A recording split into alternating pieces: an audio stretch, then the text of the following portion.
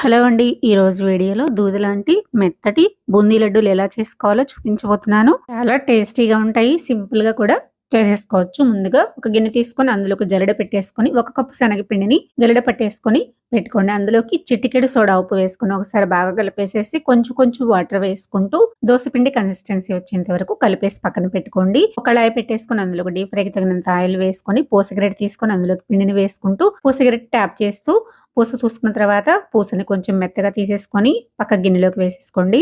కళాయి పెట్టేసుకొని అందులోకి కప్పు పంచదార వేసుకొని హాఫ్ కప్ నీళ్లు వేసుకొని పంచదార కరిగేంత వరకు కరిగించుకోండి. పాకం ఏమి రానవసరం లేదండి.